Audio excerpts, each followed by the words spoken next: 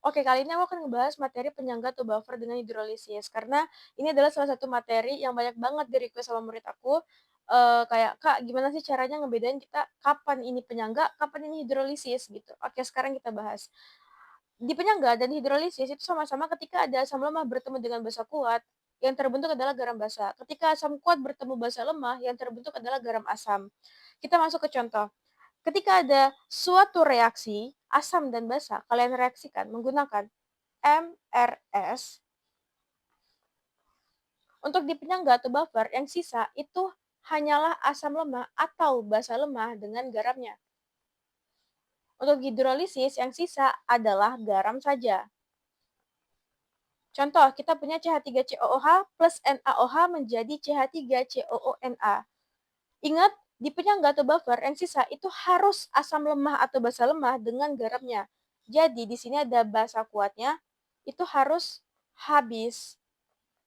Gitu. Berarti kalau NaOH habis, kita punya CH3COH. CH3COH itu asam lemah dengan garamnya. Nah, asam lemah, karena yang sisa asam lemah, berarti kita pakai rumus H+. Gitu. Berarti Ka dikali mol asam lemah dibagi mol garam dikali valensi. Kita masuk ke hidrolisis. Hidrolisis yang tersisa hanya garam aja. Nah, berarti kalian perlu identifikasi itu garam apa? Garam asam atau garam basa? Kita lihat di sini. CH3COOH itu adalah asam lemah, NaOH itu adalah basa kuat. Berarti garam yang terbentuk di sini adalah garam basa. Ingat, hidrolisis yang sisa hanya garamnya aja, di sini habis. Nah, karena yang terbentuk adalah garam basa, berarti rumus yang kalian pakai itu adalah OH- sama dengan akar KW per Ka dikali konsentrasi garam dikali valensi.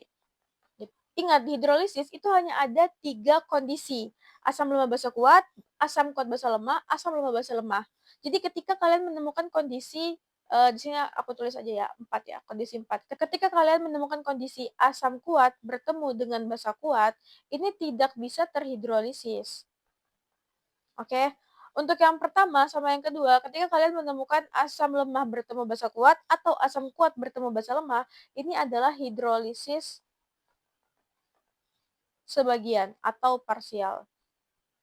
Untuk asam lemah dan basa lemah itu adalah hidrolisis sempurna.